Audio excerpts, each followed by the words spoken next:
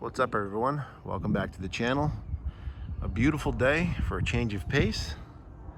This is my 2004 Ford Mustang SVT Cobra. 20,000 miles, mainly all original. I bought it with a few changes made to it, and I made a few of my own. Guess I'll go over those with you now. The previous owner put on wider American racing wheels on the back. They are factory replicas. I do have the originals. Borla catback exhaust. Those are those letter inserts you can put into the rear bumper, which I think are great because it makes it pop a little bit more. I have, forget who makes them, but it's the sequential taillight kit along with the relay to slow it down, make it look a little bit more retro, but it blinks from the inside to the outside. Put on these rock guards to keep the wider wheels from kicking up dirt and debris and rocks and scratching the rear bumper.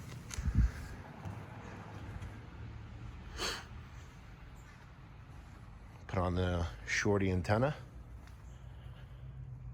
I do have the original.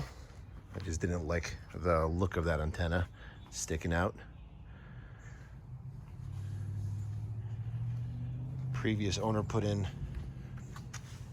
LED headlights as well as the clear corners. I have all of the originals still. The obligatory Cobra front emblem replaces the original Mustang in the front, which I have, of course. I have everything. Super clean car. Like I said, just a tick over 20,000 miles. Let's take a look on the inside. Oh, by the way, these windows were tinted just recently by me. Wanted to darken up the sides a little bit. Didn't touch the front, just did the sides and the rear. I think it was about 35%. Looks sharp.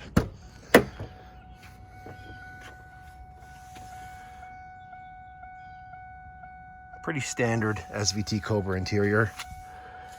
It's got the, I think they call it a style bar with the rear brake light in it. Interior super clean.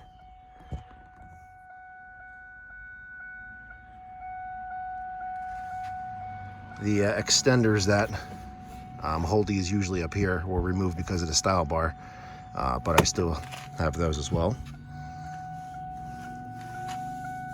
I put in some Cobra mats. Of course, I have the originals. Put on that little cover on the armrest. Armrest is fine underneath, just wanted to give a little extra style.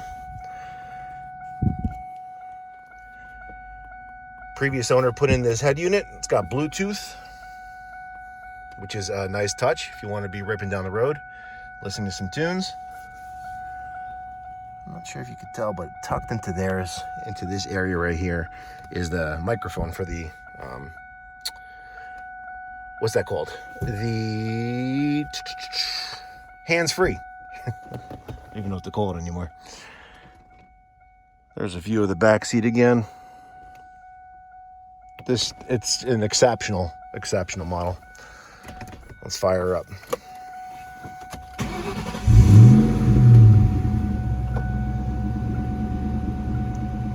$20,022 miles.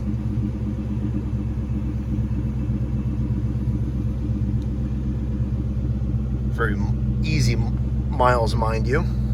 As you can tell, interior is really nice. There's really not much to say. It's just gorgeous. This is a little addition I put on. It's a voltmeter and an amp meter. Lets me know what's going on with the battery, how the charging system's working.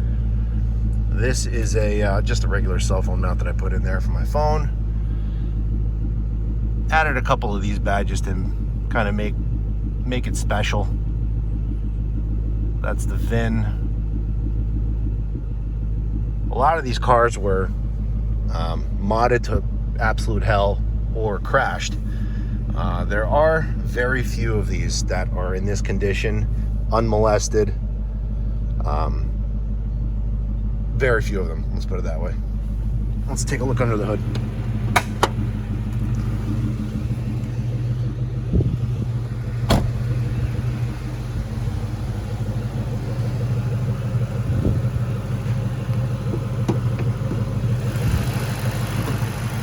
If you notice, I put on the hood strut kit.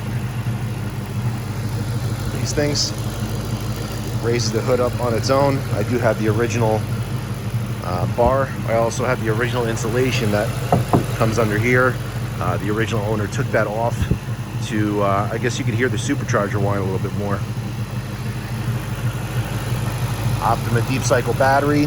This is just a trickle charger that I routed up through here. So I'm always having it charged in the while it's sitting in the garage, obviously. These are really special motors. Really, really special motors. All hand built. If you've read the story or the book, I think it's called Iron Foot, Lead something, I forget. I read it a while ago. It's a great story about the Skunk Works program they had going at that time, and they were really, really trying to release the most horsepower, bang for the buck kind of car, and they really succeeded with this one. Really, really special motor.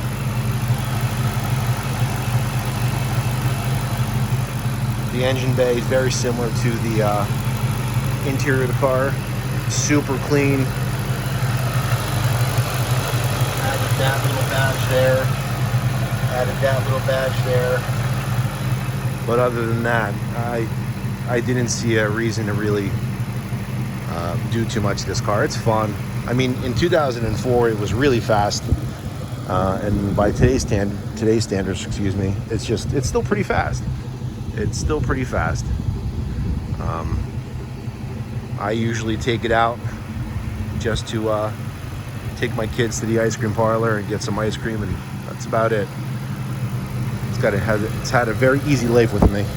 I guess that's the case with most of the vehicles that I own. I baby everything, treat it like it's a child. Same goes for all of my trikes, my quads, everything. Let's take another walk around.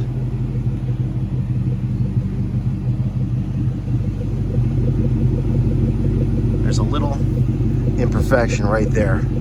I actually bought it with that. I'm not sure if you can tell, there's like mayflies all over the place. It's a horrific time of year here in North Jersey. These things they're attacking you from every corner and from every angle. They're eating me alive right now. I guess what we should do is rev it up. That's what any muscle car video should have. So let's do that.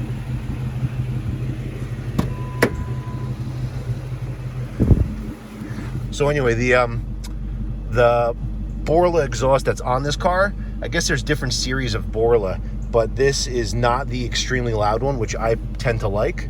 Here it is getting revved up.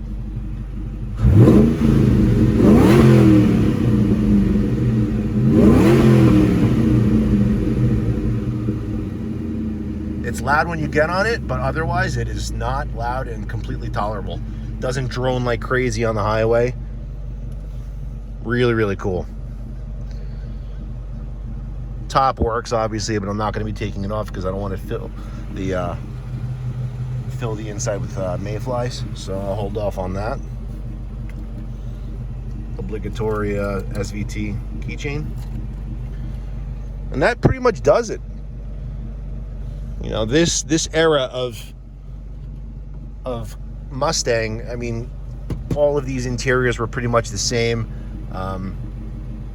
This car is all motor.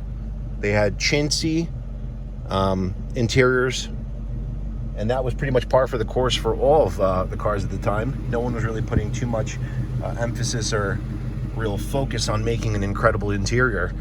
They just put all of their efforts and focus into the motor, and this thing rips. It is very, very fast. The original pulley was not the pulley, the original belt, the supercharger belt was replaced with a green belt, which from what I understand is a normal and acceptable upgrade for these cars, because I guess they have a higher tension than the stock belts, so they don't slip. Not that I'd really notice that much. I don't really do pulls on this thing. I'll stomp on it hard enough just to make my daughters laugh and giggle, and my wife slapping me in the head. But that's about it. I don't race it. Comes out only on sunny days. Has not been driven in the rain. It's just an exceptional 2004 convertible Mustang SVT Cobra.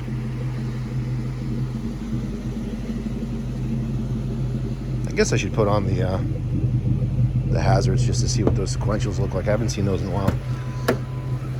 You look at them when you install them, and then you never look at them again.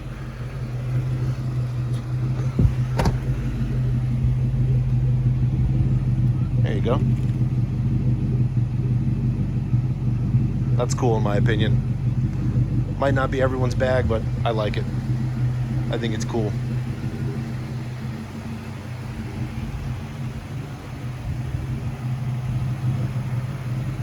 There you have it. 2004 Mustang SVT Cobra. Just a tick over 20,000 miles. Mostly all original.